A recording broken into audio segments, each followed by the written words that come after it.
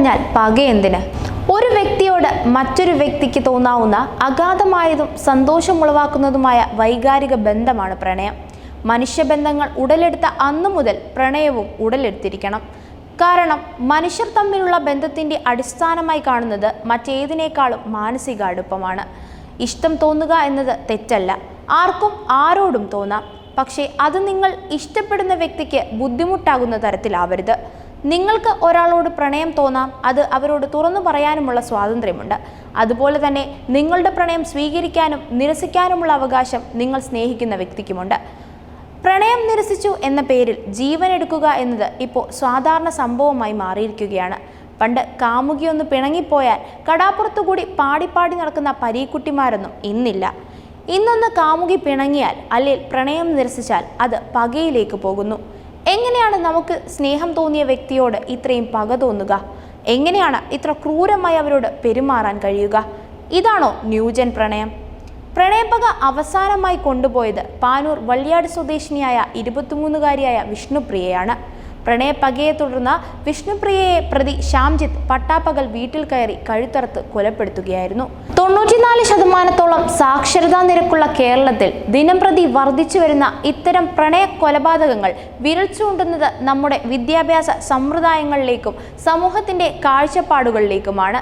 അതിജീവനത്തിന്റെ സാധ്യതകളിലേക്ക് തിരിഞ്ഞുപോലും നോക്കാതെ ജീവനെടുത്തും സ്വയം ജീവൻ ഇല്ലാതാക്കിയും നിരവധി പേർ സമൂഹത്തിന് മുന്നിൽ ചോദ്യചിഹ്നമാവുകയാണ്.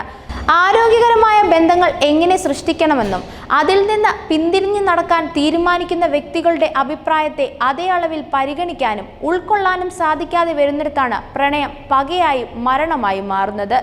അനിർവചനീയമായ വ്യക്തി സ്വാതന്ത്ര്യം മറ്റെല്ലായിടങ്ങളിലെന്ന പോലെ പ്രണയത്തിലും നൽകാൻ പുതുതലമുറയെ പ്രാപ്തരാക്കേണ്ടതുണ്ട്.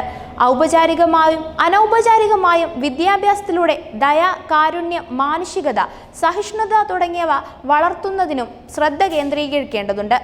അക്കാദമിക് മികവുകളിൽ ഊന്നൽ നൽകുമ്പോൾ മാനസികവും സാംസ്കാരികവുമായുള്ള നിലവാരം കുട്ടികളിൽ രൂപപ്പെടുത്തുന്നതിൽ വിദ്യാഭ്യാസം അക്ഷരാർത്ഥത്തിൽ പരാജയപ്പെടുകയാണ്.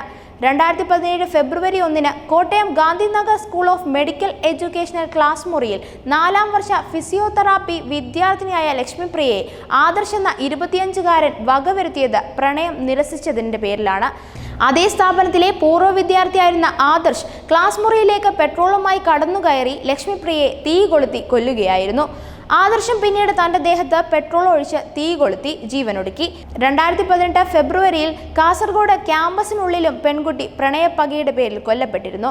2018 സെപ്റ്റംബറിൽ തിരൂരിൽ 15 വയസ്സ് മാത്രമുള്ള പെൺകുട്ടിയെയാണ് ബംഗാൾ സ്വദേശിയായ യുവാവ് വീട്ടിൽ കടന്നുകയറി കൊലപ്പെടുത്തിയത്. 2019 തിരുവല്ല സ്വദേശിനി കവിത കൊല്ലപ്പെടുന്നത്. തൃശ്ശൂരിലും സമാനമായ രീതിയിൽ കൊള്ള നടന്നിരുന്നു. ബിടെക് വിദ്യാർത്ഥിനി നീതുവാണ് കൊല്ലപ്പെട്ടത്. നിതീഷ് എന്ന ചെറുപ്പക്കാരൻ വീടിനകത്ത് ചെന്ന് നീതുവിനെ കുത്തി വീഴ്ത്തിയിട്ട് പെട്രോൾ ഒഴിച്ച് കത്തിച്ചാണ് കൊന്നത്. 2019 ജൂൺ 15 മാവേലിക്കര വള്ളികുന്നം സ്വദേശിനി സൗമ്യ എന്ന പോലീസ് ഉദ്യോഗസ്ഥയെ സഹപ്രവർത്തകൻ അജാസ് വിവാഹ അഭ്യർത്ഥന നിരസിച്ചതിനെ തുടർന്ന് കാറിടിച്ച് വീഴ്ത്തിയ ശേഷം പെട്രോൾ ഒഴിച്ച് ചുട്ടുകൊന്നു. തന്റെ വിവാഹാഭ്യർത്ഥന നിരസിച്ചതിനാണ് കൊലപാതക കാരണമെന്നായിരുന്നു അജാസിന്റെ മരണമൊഴി. 2019 ഒക്ടോബർ 10 എറണാകുളം കാക്കനാട് +2 വിദ്യാർത്ഥിനിയായ ദേവികയെ മിഥുൻ എന്ന യുവാവ് പെട്രോൾ ഒഴിച്ച് തീ കൊളുത്തി കൊലപ്പെടുത്തുന്നത്. ശേഷം യുവാവ് സ്വയം തീ കൊളുത്തി ജീവനൊടുക്കി. 2020 ജനുവരി 6 തിരുവനന്തപുരം കാരക്കോണം സ്വദേശിനി അഷിത കൊല്ലപ്പെടുന്നത്. അഷിതയെ കഴുത്തറുത്ത് കൊന്ന ശേഷം പ്രതി അനൂപും ആത്മഹത്യ ചെയ്തു. പ്രണയത്തിൽ നിന്ന് അഷിത പിന്മാറിയതാണ് പകയ്ക്ക് കാരണം.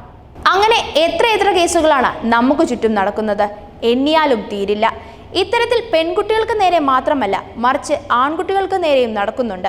കഷായത്തിൽ വിഷം കൊടുത്തു കൊല്ലുക, ആളെ വിട്ട് തല്ലിക്കുക, അങ്ങനെ നീളുന്നു ആ ലിസ്റ്റ്. ക്ലാസ്സിൽ ഏറ്റവും കൂടുതൽ മാർക്ക് വാങ്ങാൻ പരിശീലിപ്പിക്കുന്നതിനോടൊപ്പം തന്നെ സഹജീവികളോടുള്ള കരുതലിനെ പറ്റിയും കുട്ടികളെ പറഞ്ഞു വളർത്തേണ്ടിയിരിക്കുന്നു. ആളുകളെ പരിഗണിക്കേണ്ടതിനെ പറ്റിയും ജീവിതത്തിലെ നോകളെ പകയുടെ മേമ്പൊടിയില്ലാതെ സ്വീകരിക്കാനും പ്രാപ്തരാക്കേണ്ടിയിരിക്കുന്നു. ഒരു കുടുംബത്തിനും സമൂഹത്തിനും വെളിച്ചമാവേണ്ടവർ പകുതിയിൽ വെച്ച് അണഞ്ഞു പോവാതിരിക്കാനും സമൂഹത്തിൽ വെറുക്കപ്പെട്ടവരായി മാറാതിരിക്കാനും മുൻകരുതലുകൾ എടുക്കേണ്ടതുണ്ട്.